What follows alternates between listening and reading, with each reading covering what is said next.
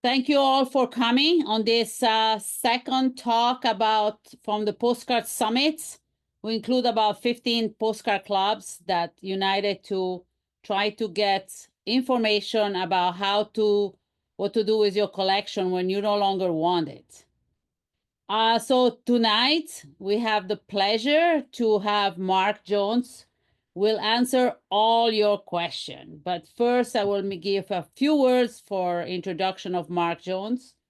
He's basically has the SM Postcards company or group, or however you want to do it. He's a collector, but he's also a dealer since 2015. He has over 300 videos, 57,000 postcard on eBay, unique one, and some are duplicated. As a collector, he likes novelty, some local postcard, and airplanes. I will post on the chat some of the links to his videos because he has over 300 videos that he posted. So that's a lot of our time if you want to have a binge watch during the holidays. You can go there. So without further ado, so the format tonight is that everybody's muted and then Mark will give some words, but not a formal presentation, and then is open for your questions. When you want to have a question, just unmute yourself and then pose your question and then mute yourself again once you're done so that we have the least background noise because this talk is recorded. So take it over, Mark. Yeah, welcome everybody. A lot of familiar faces here from the last couple times Mike had me on. Yeah, I have a YouTube channel, SMPostacrds. The SM in front of postcards means Shelly and Mark. My wife's name's Shelly. She has nothing to do with postcards. But SM sounds good in front of anything, S and J. So I SM Postcards. And I've been selling on eBay since around 2015. Retired about 5 years ago. Really went big on it, and they found out it was a 40-hour week, 60-hour week job, so I cut back to just postcards and ephemera basically. And so I've been selling that, but I have over 300 videos on different types of postcards, topics, how to use eBay, different things. One went out today was on Seattle postcards, Seattle, Washington. I give a little history, show some postcards, and we talk about different things. There's 4 on Mondays, but that's going pretty good. We got about 3,200 subscribers, which is fine. I'm happy with that. Some people say you should have 20,000. Well, I don't want to work that hard and stuff, but a good community there as well. And tonight, the topic tonight is if you have a collection, 6 boxes, 100 boxes, 1 box, how do you go about selling that? What's the best ways? And that's what the questions should be geared to, is that. And I can kind of give you my experiences. I bought collections, 80,000 cards down to 10 cards. And I've turned down probably more than I bought because of price or condition. Thank you. So who wants to be the first one? Okay, the first question from the chat was, how long have you been selling postcards? So I've been always reselling since 2015. I did a lot of action figures, toys. I was really into the different Marvel and DC superheroes. And then I had some postcards. I started putting those up there and just kept going and going. And that kind of grew. It went over more profitable than the toys. And then COVID hit and I couldn't get the toys. They were sitting out in the ocean. My Christmas order, which is pallets of, I get pallets of these things coming in from Hasbro. I didn't get them until July the next year. I missed a Christmas for them. So I decided the next year I'm just going to go postcards. And it took me about a year and I just really went that way and it's worked out. I like the people in postcards a lot better than toys. You're very patient, listen, you know what you want, and it's a great group of people buying postcards. So it seems that people are posting on chat. That's good. That's okay. How do you determine how much you're willing to pay for a postcard collection? That's probably one of the hardest things with reselling is what is it worth? Because if I ask you what this Halloween postcard is, this is a keyhole postcard from the series. I'm not for sure who the artist is, but that's an original one. This I think sells for about $60. But if you go and buy this at an auction, what would you pay for a Halloween postcard? Each person's a little different. Someone wants to do the series, will get a little bit more. So I came up in my crazy head is when someone offers to sell a collection or whatever. Now, when I look at a collection, a person might have spent all their life doing it, but I need from a seller standpoint. Now, I'm going to talk about a collector here. So if I'm a collector and I have everything but this card and this is in the box, that collector might pay up to get this card. But if you're a collector and you want to get it, or you have someone with a box of cards, a white box like this will hold about 700 sleeves cards and 800 unsleeved. If there's no dividers and stuff, it's what I figured approximately. So if I see that, so I figure in my head, okay, 1,000 postcards, I'm going to start at $100. Don't even include shipping if I'm having ship it. So that's 10 cents a card is where I start.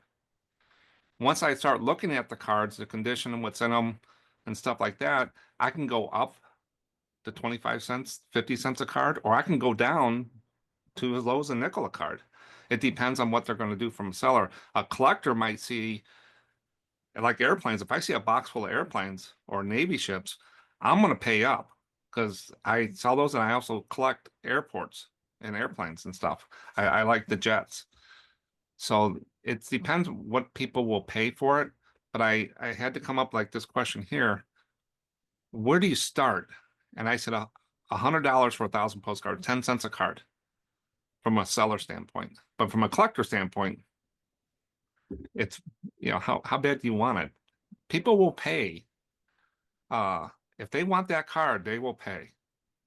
So sometimes if I get this card, I'm going to throw this card up on eBay, probably maybe for $90 and best offer, just to see what they're going to offer. If I get a lot of offers for 60, 65, I know I'm a little high.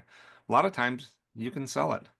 So if you have 6 boxes of cards, you pricing what you think you want to get.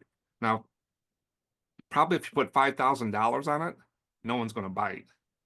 But if you go 5 boxes, $500, someone might come in $350 and don't take the first offer. And if they're curated, which is sorted, a lot of people like that, so they can thumb through it. Are they USA? Are they European, international? Are they continental, chrome, divided back? Those are the types of things I look for in there. And if it's a lot of international, I don't do those. I don't collect them. I don't sell them that often. Then a lot of times I turn them down because they just don't move. All right. Can you tell us more about the condition required? What you do is damage postcards. So when I have damaged postcards, when I list, I have a little box under my desk. Right now it's full. These are really ripped up cards. You know, your blank white card with a flower on it that's no one wants. I have a lady that goes through, I send these to her for free, and she brings them to the church or whatever, scrapbooking, and then another couple that resells go through them and they put ephemera packs together with that. So that's what I do with damage. And if they're really bad with mold, any kind of that black mold, sometimes you get on the bottom if it's gotten wet, those I throw out. I don't think anybody wants those in their collection. They're too wavy. They got that moldy stain on them. Stuff like that, I don't want to give that to anybody, but smoke smell is a big thing. If you got any kind of smoke smell, real strong old paper smell, that can, if you ship it to someone, they haven't touched them, and they open that box and they get that whiff of that smoke, that pipe smoke, or that mildewy smell, that's going to turn them off. And you might get the box back. So if the condition's not there, it's going to be a hard sell. So Beverly asked, what are the subject of cards that sells best at this time? I got a little cheat sheet here I do every year, and it's for free on my Ko-Fi store. And I can stick a link in the chat. This is called Mark's sell-through rate document. Every year I go through and I write down all the state capitals. I put all the state capitals, and I go out there and I say how many are sold, how many are listed, and you have a little calculation, which is in this document for free out on my Ko-Fi shop. It'll tell me 2%, 5%, and I have this little chart I made up. Anything in green, I'll pick up. If it's red, 0 to 3%, I don't want. So if I look at each state, I just took my spreadsheet and I just put it in a format and just put it on a document, and I use it for myself. The average for state cards is 3%, and that's in the red for me. So if there's a whole collection with just the capitals of the states, the state capitals, if I'm a collector, that dollar point might be up more because I don't have Arkansas, I don't have Springfield, Illinois, or Harrisburg for Pennsylvania, that copy of it. Or how many have you seen the New York Albany, New York staircase postcards? If you've been doing postcards, you've probably seen that staircase in all different ways. But from a seller standpoint, they don't sell well, so I'm not going to pay top dollar for them.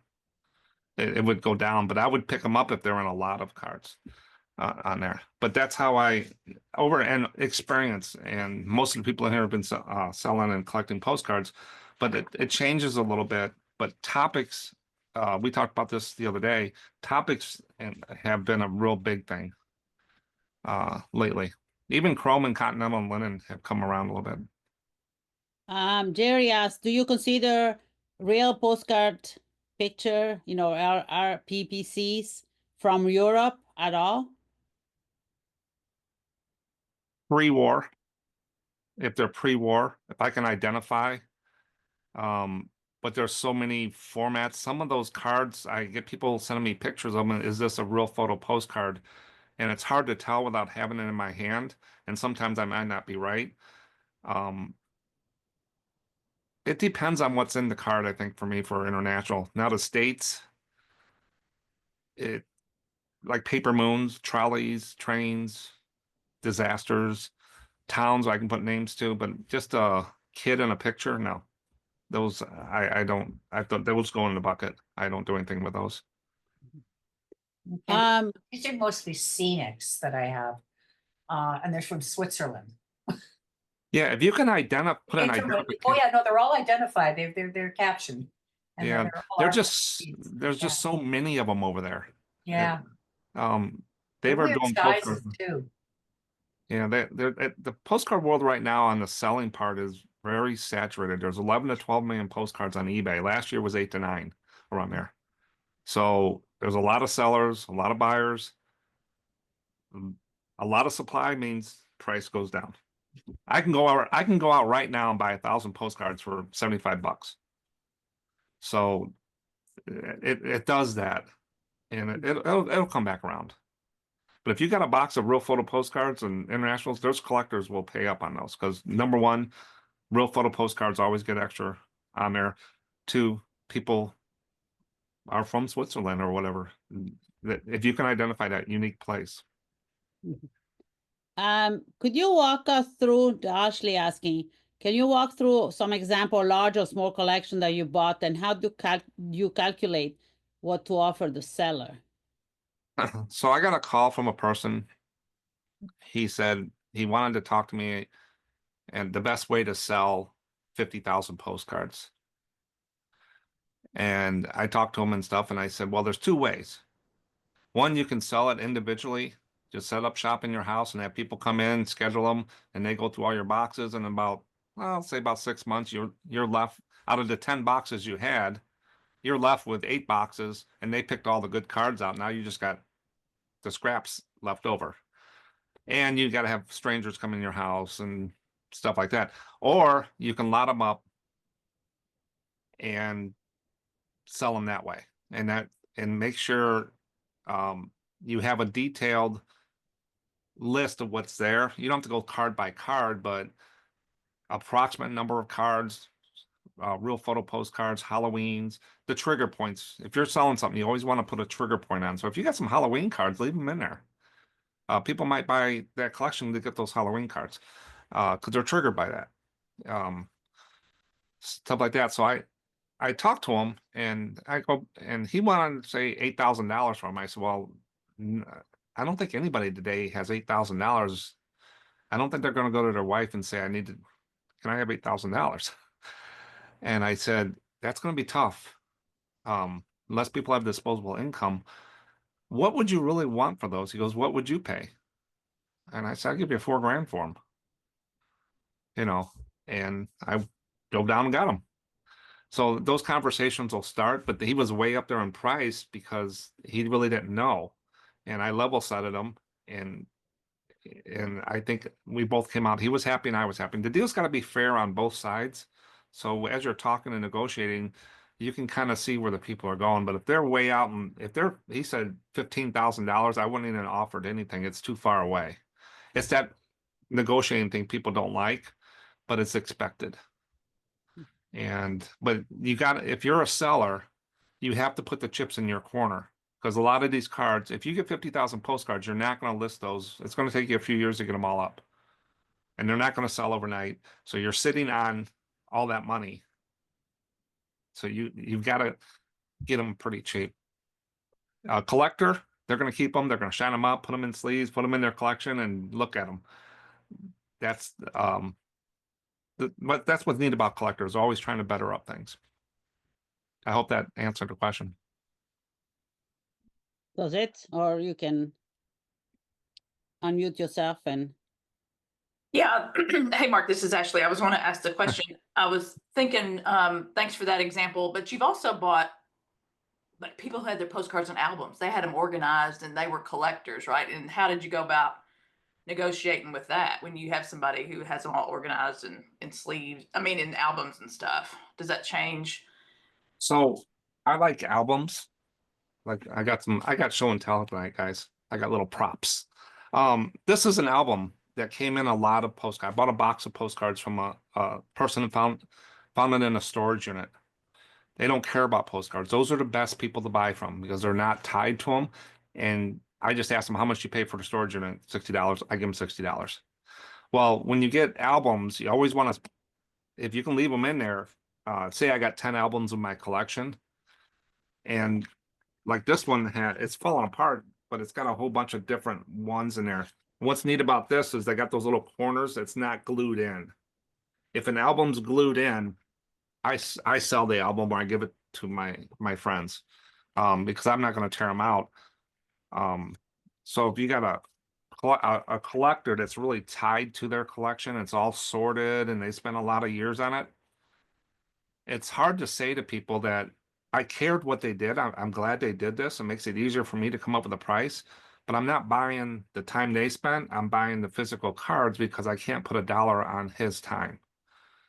So when I walk away, maybe if a friend comes up to me, now there's a thing I call the friend tax. So my wife knows a friend that knows a friend that's father collected postcards, and they want to know if you want it. They bring them all over. We look at them, and I want to give $200. Well, I'm going to give probably $300. The friend tax, in there. But collectors, they're going to hold their dollar. They're going to point out all the good stuff, and they know their stuff. And so the negotiation, you're probably going to walk out paying a little bit more than you wanted to. Now, instead of the guy in the storage unit don't care, you'll get those on a good deal. So you pay up on the collector side, and plus it saves you time because they're all sorted and everything. So you've made your money up on time. You just got to not overpay if you're going to sell them. If you're a collector, if you really want that box, you'll flip out that money. And I found that out. A related question is by Brian. How frequently do you buy an intact postcard album from the early 20th century? Those albums are scarce now. What are they? Scarce. Not often found. How do you buy intact postcard album from the early 20th century? Assume that those albums are very scarce now. Not for sure. Intact. Yeah, that has the way the collector put them in there in the 20s. Oh, yeah, like all intact, like it was collected. I'm buying the card. As a seller, from a collector standpoint, it would put it on my shelf next to my other ones. I would probably pay whatever. come close to his price. But as a seller, I'm still buying the card. I would still start out, kind of go through, and if they're all state capitals, I probably wouldn't buy them. But if there were real photos in there, Halloween, motels, restaurants, in the divided back and undivided back area, the price goes up a little bit. And we keep going up. I try not to lowball people. I'm gonna give them a fair deal. I might I might buy some cards at an auction for $1 a piece. But then I go and I buy 10,000 cards at 4 cents a piece. So my average for the year is a nickel, 20 cents. So I'm still making money. From a collector standpoint, they're just trying to grow their collection and get it. So if you're a collector and you just can't do it anymore, or you don't want your kids to be left with 50 boxes of postcards and you want to get rid of those, go through them, kind of organize them so that people can come in real quick, and you can say there's 50% USA, 50% international, 20% continental on the USA side and stuff. You don't I wouldn't count every card and just say approximate number of cards, and then try to get some pictures of them laid out, like spread them on a table or something. And if they want to come, if you can get them local, people local, so they can come and see them. That way there's no shipping involved. And when the deal's done, they give you cash. It's done. They're not coming back. If you ship it to someone, they might say, oh, this is what I want. They'll ship it back to you and you got shipping coming. It turns into a mess. Most of the time it doesn't, but each deal is a little different. But I started $100 for 1,000 postcards, average cards. There. Now, if a guy calls me and says, I got all these clap saddles, rotographs, so he knows his stuff. He knows his publishers, Detroit. He knows Brundage. He knows all the artists and all that stuff. So I'm going to say, okay, this is going to be a pretty good collection. I better go to the ATM before I go to this house. He gets more cash because he's probably got a real good collection. You're going to pay up for those. But if it's average cards, just topics and stuff like that with a few Halloween and stuff in there, that's going to start out at $100 for 1,000, and we'll go up and down. That brings a question that maybe hasn't been. When you do an inventory of your collection for sale, how details the inventory should be? Should it be like I have 3 albums of concrete postcards? Mhm. That's 400 postcards, and then I have 2 albums of Girl Scouts, and those are 300 postcards, and then 2 boxes of modern postcard for something, and that's enough? Or do you have to do more detail? I would take your best stuff, like your concrete ones, your Girl Scouts, and put a paragraph like about those. And then you get down and say, okay, I got leftovers. I got 3 boxes of miscellaneous cards starting from USA to international, continental to linen. But really key in on those other ones. So what they're going to do is they're going to pay up probably for those Girl Scout and concrete collection you got. And you're going to throw in those other ones for them and say, well, I can't really throw them in. Why don't you give me this for them? And they're not looking at those miscellaneous cards. They're looking at the Girl Scout and your other collection, but they know they got to buy the whole thing. So they're going to try to go back and forth, and you're going to hold your line on the Girl Scout and stuff like that. And then you can negotiate on the other ones. It's like a flea market sometimes. Do you have some kind of rating for system for the condition of the postcard? That was just Iris. Not really. I don't think there's really, like, if I look at this card, all the corners are sharp. For 100, this thing was 1909. It looks pretty good to me. It's got a little bowing to it, and it doesn't smell like smoke. That's the biggest thing, is the condition, or if they have that watermark, like it's got wet on the back, or it's coming apart if it's 2-3 ply. That tells me it's been stored wrong. And you might not see it, but whenever you go into a box, I've learned this. I got burned. I had to throw 3 boxes out of a collection I bought. I actually lost money on that one because they didn't know it either. The box got wet, the original box. They changed boxes and put the cards in. The top of the cards, as I was thumbing through, looked great, and there was no smell. But as I pulled the cards out, I had that mildew and stuff on the bottom. So you can always pull them out and look in there because they might change the boxes on you. They probably don't do it on purpose. It's just some time over the life. And that's what this couple did. I didn't say anything to them. That was the friend tax.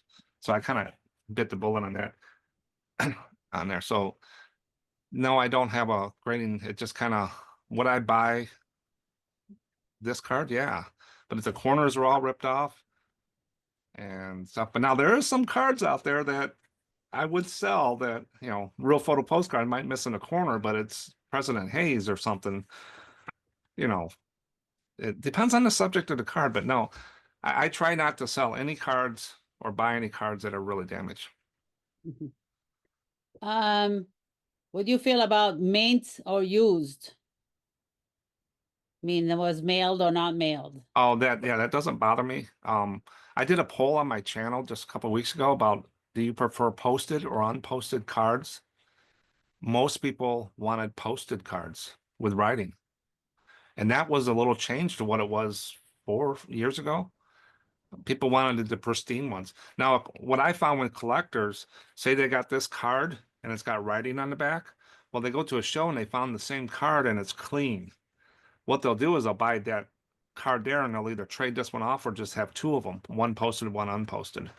So people are looking for that. But I don't think a lot of people like to read the back of postcards. I'm not a back of postcard reader. So a lot of the viewers will tell me they like to read the stuff. Kathy wants to know, I have heard that the railroad depots sell, but trains don't. I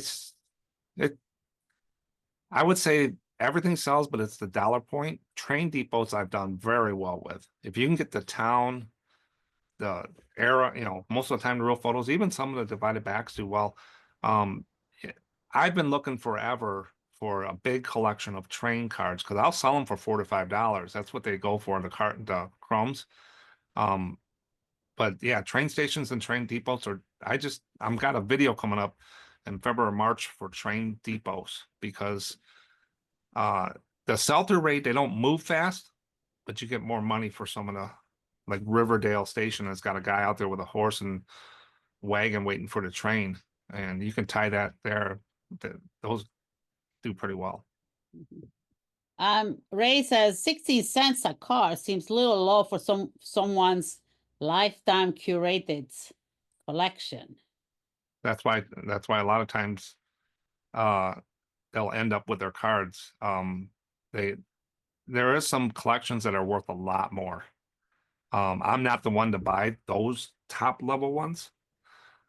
I'm more of the divided back to chrome. But if you have a serious collection and stuff like that, you don't want to put them on eBay.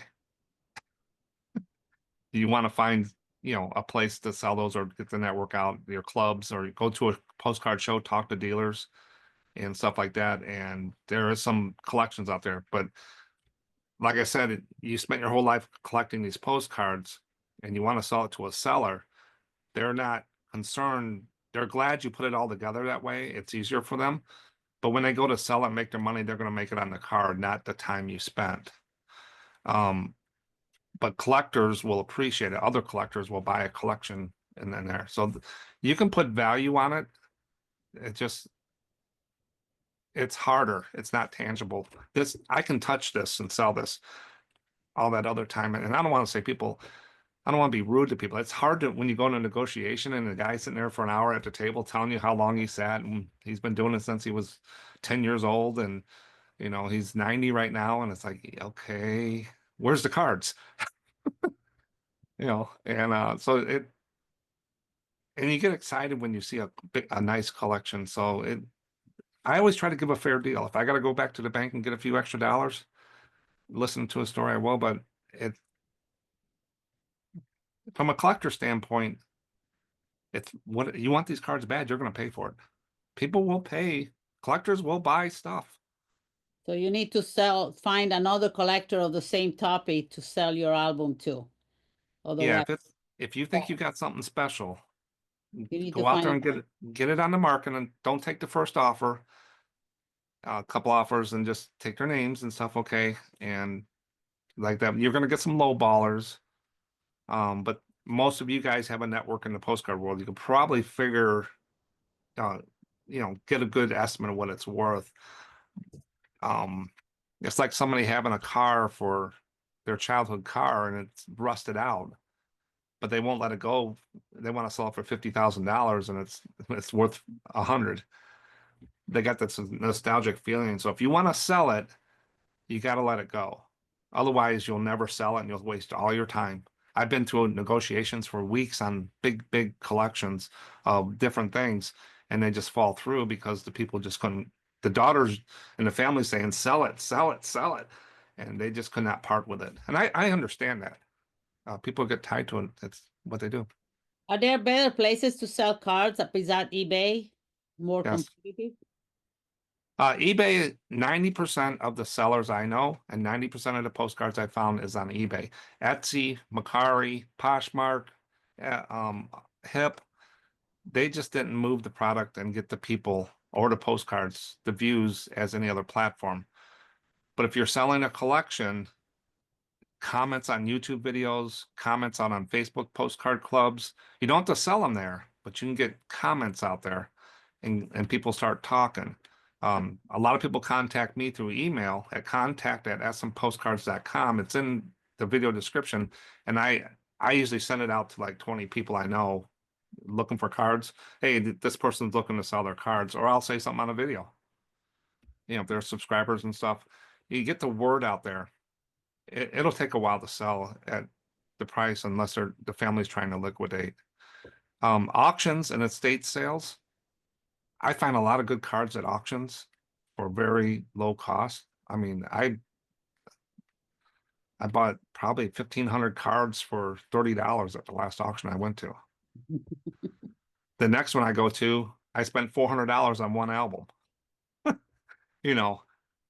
Everybody was wanting that album.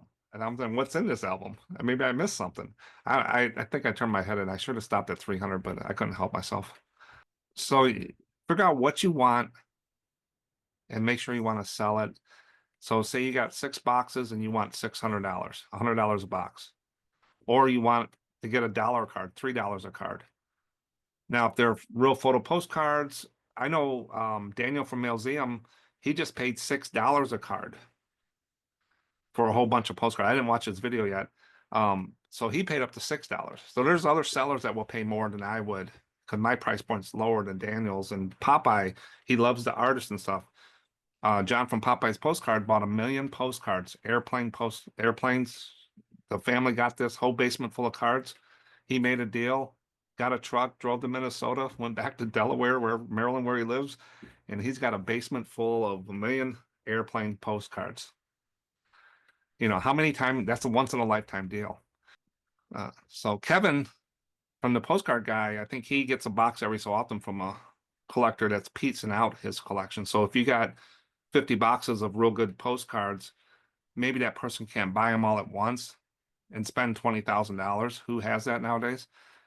Or tell them, hey, why don't you send me a box every 2 months and I'll pay you for those, and you start moving your collection. And people have really worked out well with that. Another question about the condition of the postcard is what is about a card that makes it unsellable? Writing, postmark on the front, stains? Stains can do it unless I just did a video on recipe postcards, where you bake a cake, the key lime pie postcards have the recipe on them. I asked the question, if there's a stain on the recipe postcard, would you still buy it? I would. You got flour marks on it or oil stains. It just postmarks and all that stuff. I don't worry about that. If they have the killer stamp, on the front and it bleeds through or whatever, I don't even worry about that. Even antique dealers, the flea market guys that put their in pencil what their it says $1 on the back, I leave them on there. It's the history of the card, and none of that. It's the history of the card is what I tell people. You're buying what the scan is. So I would just say if I wouldn't buy it, I wouldn't sell it. So you already mentioned that Postcard, AuctionNinja is not as good as eBay, or doesn't AuctionNinja. Ninja? I don't know that one. Okay. Okay, there, A friend of mine buys a lot of postcards on AuctionNinja. Yeah, I've never been in It's an there. auction site that occasionally has postcards, and Oh, cool. she gets them really cheap on AuctionNinja. So just Yeah, my guys might I'll want to check it remember out. Yeah. Yeah, auctions are like if something happened to me and I go into a home or something happens, I got 150 boxes of postcards full.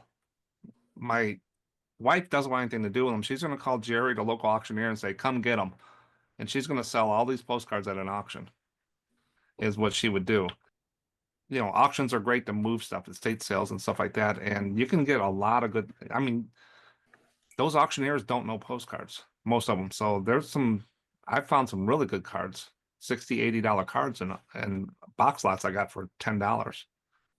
how do you evaluate, that's John Conley. How do you evaluate Chrome cards? What do you do with the ones that won't sell beyond giving to friends you mentioned? It depends on what the chrome ones are, but I sell probably more chromes than anything. If it's just a flower of a garden, greetings, nothing special of a subject of a card, or I already got 10 of them, they go in the bucket.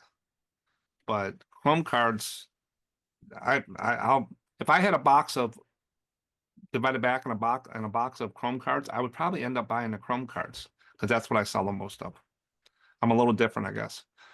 But those are,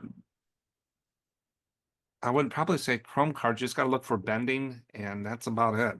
They're, Do you appraise collection and what do you charge? I had people ask me that, and I tell them it's $50 an hour, and it'll take me 3 months to do it. It's just a lot of work, and I'm not the best at it because people don't like my prices whenever like I'm talking here, and a lot of people say he's too low. That's because I'm by heart a seller. So I have to get cards at 40% of retail. And if I buy if I sell a card sells for $8 and I buy it for $6, by the time eBay's done and all the work I put into it, I got 10 cents, if that. And if it comes back refund, and it might not sell for 2 years. What percentage of the price you expect to sell a collection for will you pay for a collection? 20%, 10%? 40% is usually where I like to be on any kind of thing for resale. But I started 1,000 cards for $100, 10 cents a card, and I can go up to, like I said, $1 a card, whatever's in the collection. But I start at $100 for 1,000. In my head, I'm not going to tell the buyer, the seller that, but I'm walking into a box of cards. I'm at 100, and I go through and I see a lot of train stations, depots, and stuff like that. That $100 keeps going up and up. But if I see a lot of flowers, greeting cards, just stuff that I know doesn't sell, that 100 goes down to 50 real quick, and then they don't sell it to me. So Are the auction online or in person? How do you find out about auctions, AuctionZip. Lauren? It's AuctionZip, and you put in your zip code. It'll tell you about your local auctions, and then there's a lot of online. Our local auction house I go to does live auctions, and it's only 20 minutes from me, or they do online and I pick up on the Monday if it buys. Then there's HiBid. It's HIBID, HiBid.com. A lot of sellers, postcards are out there. They small lots and stuff like that too. All right, I'll ask you all those later and put it on so we can add. Can you comment on about Disney or Disneyland or World postcards? Oh yeah. There is a site, sundry.com. There's a lookup site for Disney cards. Now, I asked a question in a poll, what came first, Disneyland or Disney World? Disneyland was first in Anaheim, California. Disney World is in Orlando. So you're not going to find probably any 1950s cards for Orlando. But there's a lot of attractions that they've taken down to being politically correct, or they're just old. You got to I look at every Disney card, and the older Disney's too, but there's one important card. It's called diorama, like the Grand Canyon diorama. They're called diorama postcards, the Grand Canyon. And if you go out there and put that on eBay, Disney diorama, those cards can go from $80 to $150. And how do I know that? One time I'm watching my granddaughter. She's staying home from school and she's over there, and I'm just putting postcards up. I didn't look. I just typed it in, put another card up. It sold within 20 minutes. Next thing you know, I get 3 messages. You idiot. I sold it for $5. It's an $85 card. So Disney is how I list. I don't care if they're sorted. I'm not a sorter. I'm a seller. I get a bunch of cards and I'm going through the cards and say, this is Disneyland. Right away, that goes to the side in my special folder when I go in research mode, and everybody knows what those rabbit holes are like. If you're digging down, researching, then I'll go down and I'll research and try to get every dollar I can. But this card of this hotel, I'll just do a quick search in eBay and put it up for the price it's selling for. But Disneyland and Disney World are good. Anything with Disney. So you mentioned the auctioneer. I think it went pretty fast. So I guess I'll ask how you recommending live auctioneer to sell, but you mentioned some sites. So I don't know if you have type them on the chat now. Yeah. Or I'll ask them later, and then I'll add them on the. So the first one here is AuctionZip. I think you see that, right? Yes. AuctionZip.com, and they're countrywide. So you just go in there and you put your zip code in and how many miles away from your house, and it'll tell you the auctions in a calendar format. And then this one is for online auctions, HiBid.com. Same type of deal. Those two I use all the time. Okay. Now, the biggest thing about using HiBid or online auctions, a lot of auctioneers do not like to ship items. So they hand it off to a pack and ship place, or they price it up. So you always got to look through their listing. If you're going to buy a box of postcards, this full of postcards is 10 pounds. So if you paid $100 for this box, you're probably going to pay $140 to get it. Or they're going to charge you $60, where it might be $5 to ship it, So check the shipping when you buy online. That's the big thing with those auction houses. They'll do it, but then they don't do a good job with it either. So some of them do, a lot of them don't. Okay, thank you. How much a Chrome postcard sells for? It depends the subject of the card, but the average card sells between $4 and $8.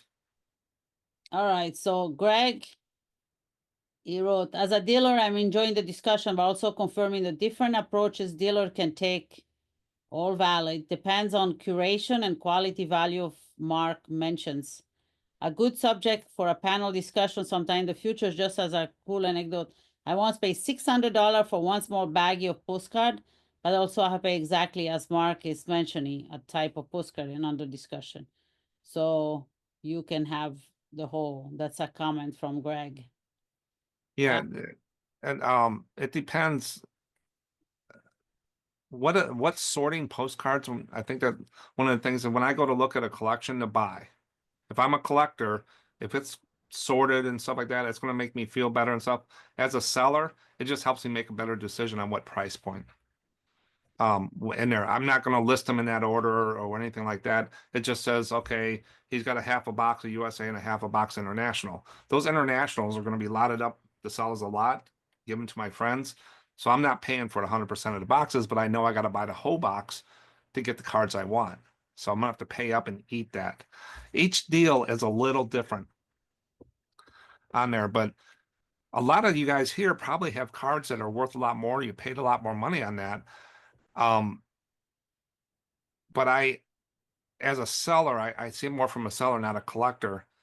I can't pay top dollar and run a business and stuff like that. So I gotta be careful. Now, sometimes I go to antique malls. You can find postcards in those baskets that are worth $12, $15. If I sell 10 of those, it's $100. I will pay up on those. Sometimes they're $3, $2, but I try to support the local people, antique malls, because I know they got to pay rent. And if you keep buying from them, they keep bringing cards in. So I try to go to them every month. And one time I walked down, I spent like $500 in an antique mall postcard. I couldn't help myself. And but I ended up you know, you can't lose on postcards. And I ended up making my money back probably about a year. You find better to list something like a bank or a train station by city, state, or as an individual category? City and state is always good. So a title for a bank would be, let's say I put postcard first, and I'm not the best title writer, but this has worked for me. I put postcard first, space, Chicago Bank, Chicago, Illinois. That's really all you need to do. And then the item specifics in eBay, you can put the publisher, you can put posted on all that stuff in there. But if you don't have Chicago, Illinois, or bank in the title or post, in there, their searches might not catch that. There's two ways to search. You can try to optimize your title to be on page 1. Every time they bring up eBay, you're on page 1 or 2 is where you want to be. But guess what? There's 11 to 12 million postcards. What's your chances of you being up there every time? They postcard collectors, mostly collectors, but sellers too, but collectors have saved searches. So if I'm searching for Kankakee, Illinois, my hometown, I'll save that search in eBay. So anytime anybody puts a new Kankakee, Illinois card up, I get an email and I go into eBay into my saved searches. So your postcard bank, Chicago, Illinois, if it said Kankakee, Illinois, it would have kicked off my saved search if I have it in my item specific. So keywords are very important. There is one more comment that you can read on the chat. Is there is also Matthew Bullock, auctioneer, Oh, yeah. and also Mary Martin. Yes. Yeah. I forgot about Joey. Mary Martin, I love going there. I always pay up with them, but I like their small collections. I'm actually putting up, been listing a whole bunch of Peoria, Illinois, and I probably paid 75 cents a card for these, but it's local and I know Bradley University, and I bought some race car drivers, but they just do super with their auctions. They're packing, they're shipping, and I met Joey at Brimfield. Yeah. So, but Matthew Bullock is, I think it's right over west of me, close to Iowa. He sells top dollar stuff. I had to quit buying from there. I don't have that kind of money. There is no more question on the chat. So if you want to unmute yourself and have a pressing question, go for it. No? Don't be shy. Tell me I'm wrong on my calculations. So then I have a question. How do you know, how do you find a reputable dealer? I mean, if you're not the postcard collector that knows all the dealers because they bought postcard from them, but the family or Yeah, that's it's a friend of a friend, or you go to a postcard show and talk to them and see what their prices and their boxes are. If they look like they're ripping people off, don't deal with that guy. You don't want to be that guy. But if you or send me a questions and ask some postcard, I can put it out there, and I can put you in touch with, John from Popeyes knows a lot of people. Daniel, I think I got a list here. Let me see. All the other YouTube is a very you got John from Popeyes Postcards, Epic Treasure Ken, Postcard Guy Kevin, Mailseum Daniel, Mark Clemens has just started a channel, and then so you got all these people you can touch on YouTube, and they'll point you in the right way. They're all good guys. okay. So to make an inventory of your postcard collection, do you need a special software or an Excel spreadsheet will do? A spreadsheet or Word document, bullet pointed. I've seen different ways. I guess I have, when someone sends me an email and they bullet point in the email what they have, and they have that paragraph, like your concrete cards or your Girl Scout, they'll put a paragraph in the email with a bullet point, and then they go down and say, the other lady there had all the Switzerland art real photo postcards, 50 of them, that type of stuff where I can make a decision in, a couple minutes, and yeah, this is something I really want to look at because it's caught my eye. Disneyland, keywords, and then once you get in there and say there's more information if needed. and contact me for more information. So you only want interested people, because if you put it all out there, people are going to see one item and you're going to be in and updated, just constant low ballers and stuff like that. And I wouldn't waste my time on someone that is just trying to nickel and dime you and tell you how bad these are. And that they're going to sell. Postcards sell. And watch out for scammers and stuff. If it's pickup, it's cash only. If it's shipping and stuff, you just got to vet those people very well. Now, when I say $100 for 1,000 postcards, do I always end up $100? I might pay $200. It depends within there. Then I tell them, let's talk shipping. So I'm paying $200 for 1,000 postcards. Now I'm going to have it shipped because it's not local. It could cost $60, $70 to ship all those postcards. They're heavy, and I want them done right. So now I'm paying $200, $300 for 2,000 postcards. And so it's a cost per card. I guess I'm trying to get to is I look at cost per card. Do you ever sell on commission? No. No one wins. No one wins. So if you came to me and said, I got 500 postcards, real photo postcards, would you sell these for me? Sure. I put them up and you looked at the site and someone else and says, well, you're putting them too low. Why aren't they selling? Well, then I sell 10 of them and I give you $100. But guess what? In 60 days, I get 5 returns. I already gave you the $100. I can't go back and get that money. I usually tell people, let me just buy it right out front from you at 40%, and I'll deal with all the problems. Okay.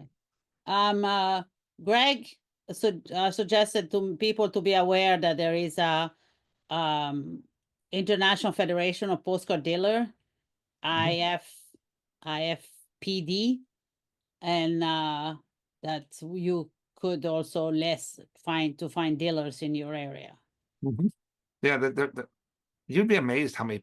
You guys probably wouldn't be amazed. I guess the more I get into it and I get on my little hole is how many people do this, and know all this stuff. I learn something every time I put a video up. So Betty says she uses Recollector. Betty, could you unmute yourself and explain more? Yeah, What is I saw Brian saying also that he uses it. And I like it because it's not expensive. Recollector? What is it? It's a database, but like I have photographs and postcards and Zuni fetishes, and you can set up different databases for all the different things. And so I can have, for example, Zuni fetishes, an index number, what it is, what sort of animal, who made it, the materials, the dimensions, how much I paid, when I bought it, who I bought it from. And then you can add as many photographs as you want and a description. And you can sort this stuff up one side and down the other. You could look at all of the Peoria postcards or all the jackalopes and or sort them by date. I mean, it's really easy to use and it's not expensive. It's easy to set up and it's terribly versatile. I really like it. And I went through looking for different software systems for, inventory and collections. And, they were all for museums and cost $1,500 and $57 or something. It's a smoking deal, I think. Well, Yeah. I put the link to it in the chat. Yeah. okay, thank you. For Alan and I and I'm doing for Mark Ruth from England, we use Airtable to set up. Also, it's not that expensive to set up the database for the COVID postcards. Mhm. You're probably all aware of this COVID's database that we created for all the postcards that were edited during the COVID, for the COVID, about the COVID pandemic. Yeah. If you don't, I'll put the link in the chat. Yeah, so when I talk to people, other sellers and collectors, there's some people that really get detailed and do like the Recollector and really detail their stuff. and then there's people that don't, they just have a box and it says airplanes, Pennsylvania, and they just like to thumb through them. So you go from one extreme to the other. But if you're putting it together to sell your collection, how I would like to see it is a bullet point email saying, this is overview what I have. If you're really interested, I can send you the full list. And then out of Recollector or Airtable, if you can print that out and then send it to the really interested people that are tactful to you, that would be the next step. And then they can see every card and then send them a few pictures. Sometimes that'll get you a little extra dollars. Mhm. Anything to close the deal at the price you want. So you're this far apart, you want to close it. If you're a seller and selling your collection, you want to try to get the dollar you want. But if you're at $15,000 for a $1,000 collection in the market today, you're going to see people not making offers. If you're come down more and you want to sell a box at a time, or there's so many different ways to do it. I've seen. Is there a market for continental size postcards? Yes. Of 6? I actually have he's a doctor of dinosaurs. Dr. Chris is very active on the channel, and he came in and he bought a bunch. I sell Continental 100 lots of Continentals, but that's basically what he does. And my friend bought a whole big box of Continentals, and he's been good. They don't sell as fast as some of the other ones, but they're coming around to their time. And it's going to take a while, but they do sell. How often do you get returns months later? It just depends. It could be 60. My return period is 60 days. I don't get many returns. I don't take most of my cards. Most of my cards sell between $4 and $8.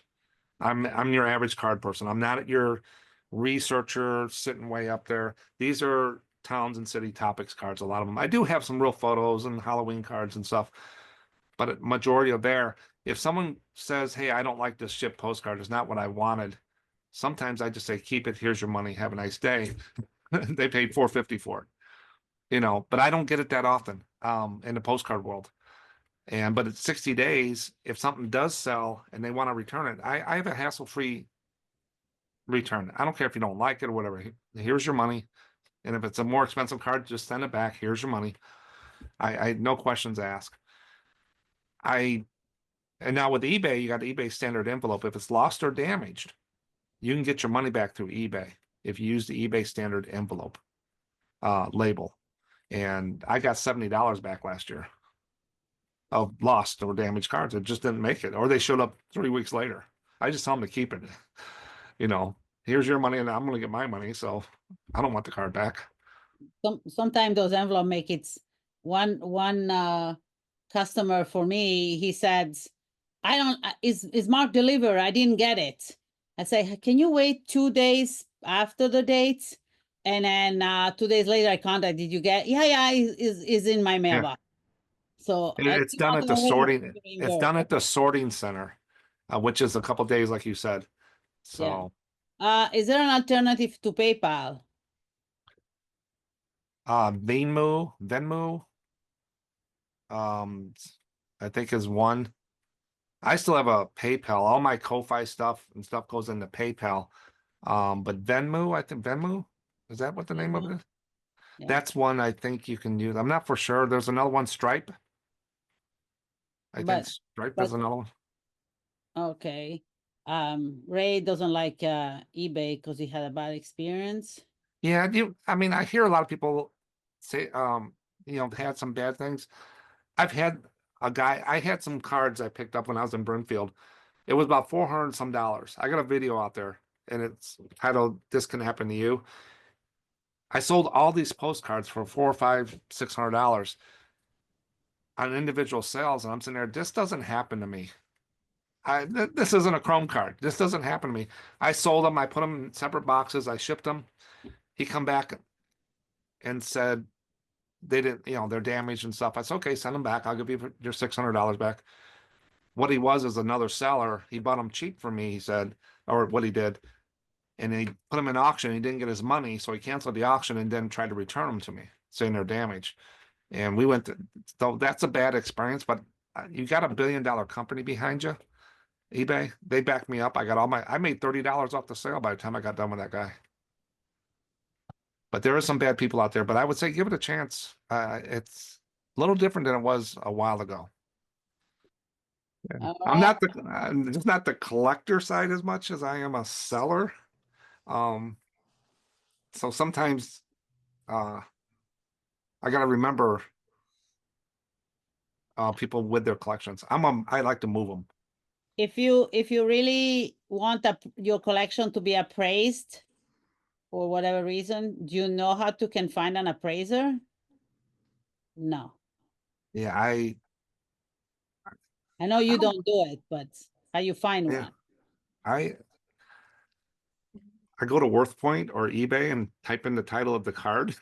Yeah, it's Worth, sometimes for taxes reason you need to have. yeah, what your collection's worth and stuff for Yeah. insurance. Yeah, I'm not a good one for appraising stuff like that. I guess I would have a hard time, like if you bring my mother had a lot of gold stuff and we wanted to bring it into the jeweler, and we did. And one guy just wanted to give us pennies for it. The next guy paid us what we thought it was worth. You know, and how do you trust the appraisers? Are they trying to get something out of this? You know, I don't know. You got to find a good one. Yeah. So And it's plus, not- they're gonna spend hours going through this box. What are they gonna charge you? yeah. That's why I don't do it. It would take me forever. My collection is airplanes, but it's biplanes, and they're only from the state of Kansas. I don't have a million of them. I've got maybe 50 or 100. Mhm. And most of them are real photo postcards. And I paid pretty good money for some of them. Mm-hmm. You try and sell those individually, or You can if you got the time and you want to put up with the headache sometimes with it. yeah, Or you could those should do very well. You should get that's what I'm saying. Every deal's a little different. So if you Yeah. got 50 of those, just get it out there and say, I got 50 of them biplanes, real photo postcards, just the keywords. And then people are really interested are going to say, hey, can you send me some pictures? Just put them on a table and take a picture with your phone or whatever. Say, here you go. And then if they're really interested, they're going to say, can you give me a little bit more? And those are the people you know you're going to, you hooked them, and now you got to reel them in. But sometimes what you paid for something for you might not be the same price to someone else, or it could be the other way around. They'll pay more. Yeah, I understand. But that is, yeah, just what you told me right there would say it's a trigger. Real photo, biplanes, early 1900 cards right off the bat. Yeah. And that the people that know what that is they're gonna turn their head to you than to me with chromes. So, Okay. but if you got a Thank box, you. if you got a box, a whole box, and you got 50 of those in there, and the rest are just flower cards and greetings and Valentines, and you got those in the back, they're gonna pay up for the box just to get those 50 cards. I That's got what mine they in do. an album. I did. Yeah, and yeah, And I try to collect other information that I pick up from people or off the internet or something Yeah. about that. I type it up and put it in there. So it brings me up. I got another prop. So this right here, this box of postcards, it's $100. This is a Haynes, and Haynes was the Yellowstone photographer, the Haynes company. This box is their original box. And right there it says 100 postcards for $1. Now there's a few missing. It's not 100 in here. I paid $40 for this. The postcards in there are probably worth 10.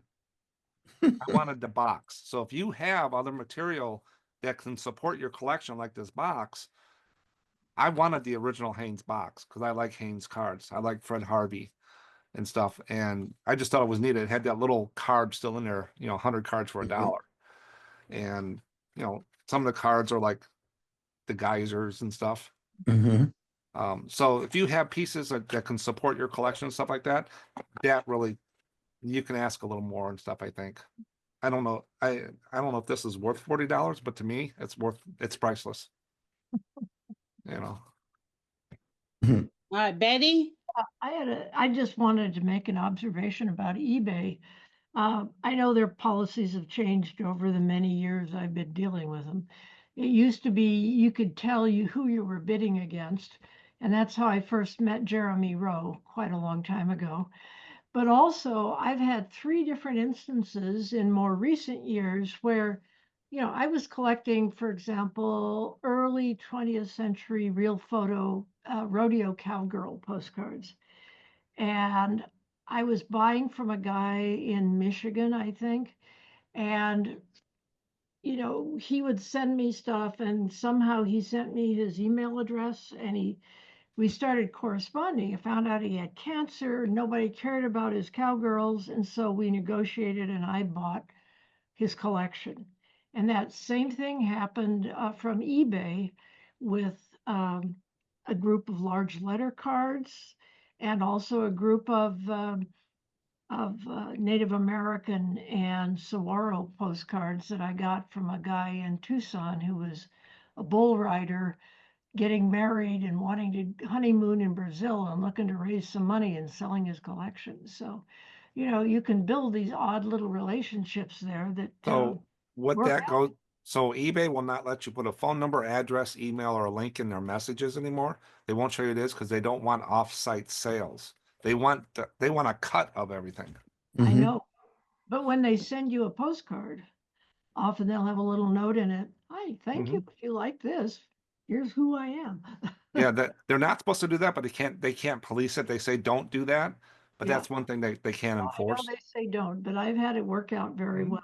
Oh, yeah, it happens all over. Mhm. I'll get a message once in a while. Someone on a YouTube channel will go to my eBay place and put all these messages and send me a paragraph. And then I get a message, eBay, don't do this. And I'm sitting there, I tell people I'm not responding to no more eBay messages because I'm going to get kicked off. Tom put a long list of things for appraiser on the chat, so I'm sure, Alan, all the chat will be on the bottom of the YouTube recording, correct? Yes. So you will have that Yeah. if you don't copy it now. Yes, Mark? Yeah, that's great that people know about all of what they need for appraisers and stuff. Because I No, that's fine. It is the scope is to learn while Yeah. right? Yeah. I don't think I got any postcards I really want to send to an appraiser. It's like mine aren't that good. The reason is that when the appraiser comes sometime for tax purposes or inheritance purposes, or Okay. you need to have the value of the collection, not just if you donate it Yeah. to museum for tax purpose, they want to know how much. Yeah, I know some people have got some money worth of postcards on. I'm not that guy. Yeah, if you want to insure your collection, you have to appraise it. Yeah, I have business insurance that covers, I think I got it set maybe 10,000, 15,000. It just covers my computers and everything in this office. If my house burned down, they wouldn't cover this because it's a business. They would cover my little collection of novelty cards and stuff like that, but that's nothing. But there's a lot of money tied up in these little 5-cent cards I got. But the risk of something happening to something, if I was selling something you plug in, I could burn your house down if it was defective. This one doesn't plug in, so I don't think this is paper cut is the worst they're going to get. I'll send them a Band-Aid. But you would never know. Yeah, when I sold at the flea market, I had insurance because people trip over stuff or whatever and stuff like that. I paid up it's on business insurance. I think I forgot it's not too bad. I'm sorry.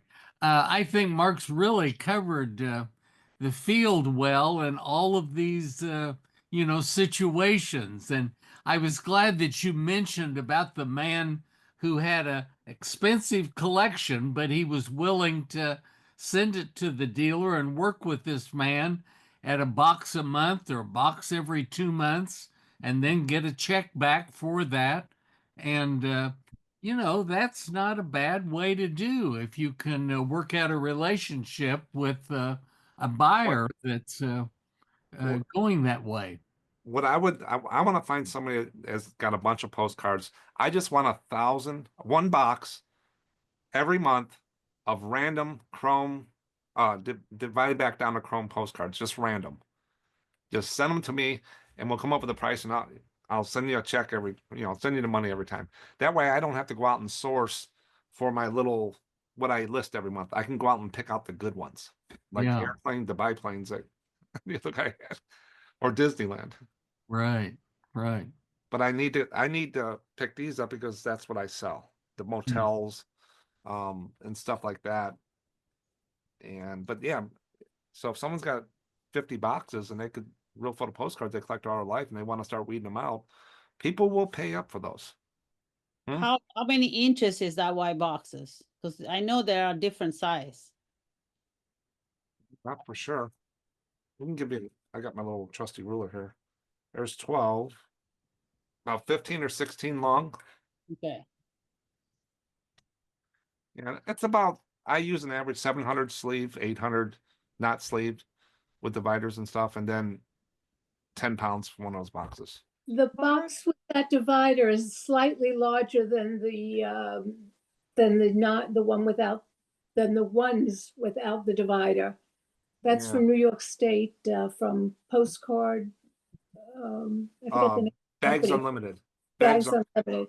Yeah, that's right. It has its advantages, it has its disadvantages. If you're at a show, that breaks down. If it's in your office, it's fine to go.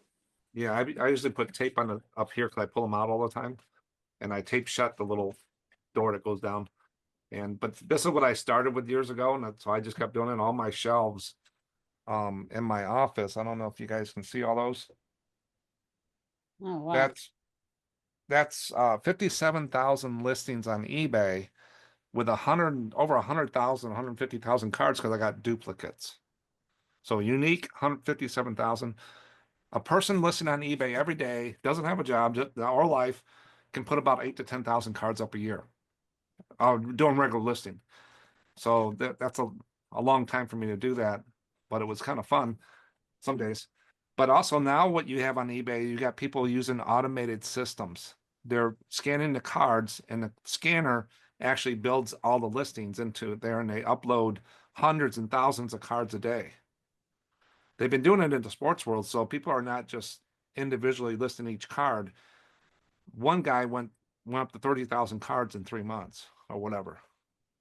So you're getting these mass producers out there. That's why it's so saturated right now. Roseanne, you have a question that you unmute? Yeah, Mark, what would be the fewest you would buy? Like a couple hundred or?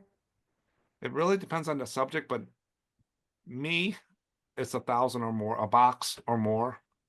Okay. The boxes could be like this one. This is one of the, I bought Daniel gave me these from Museum when I bought the collection there. These are archive boxes. These are like expensive boxes. But if there's a box like this, or maybe it just depends. Okay. What I'm looking for. Now, if it's Florida cards, no. If it's Pennsylvania, no. But if it's Midwest, West Virginia, yes. And that all comes from that experience and what this little document out there on Ko-Fi is. And I can stick the link out there. It's a little store that I have that I sell supplies that supports the channel and stuff. But there's free stuff like that document I put out there. Will give you a sense what the sell-through rate is. And I go through that in there.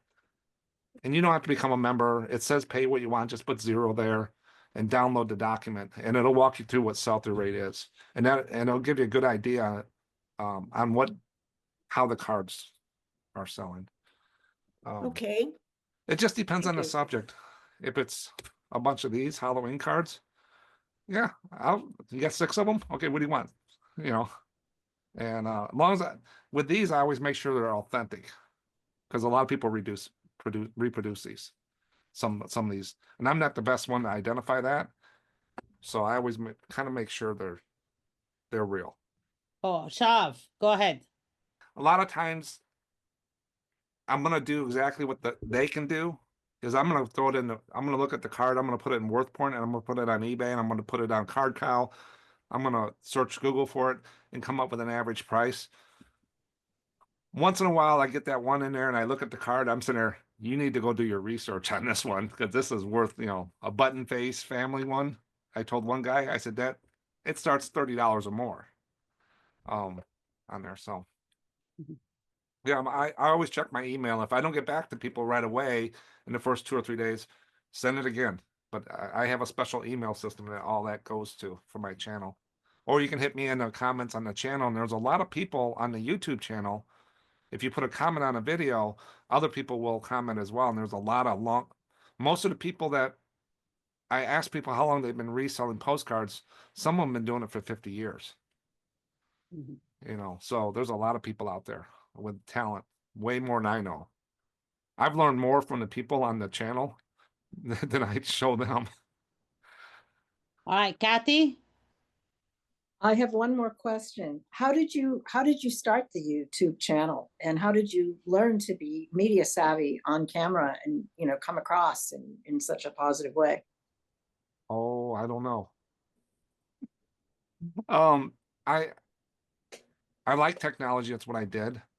You know, for 20 some years of my career, I was a manager teaching people and stuff in all over the world. And I never did video editing. I didn't understand cameras. I did security data, stuff like that, computers. And I wanted to learn video. I got into it and I really was interested in it. I said, I'm going to start a YouTube channel. And I just kind of took off from there. And I got so right now, all my videos are done and scheduled all the way to the end of February. I have all my thumbnails, all my scripts and laid out to the end of May. So I have I have a thing called Widget Wednesday.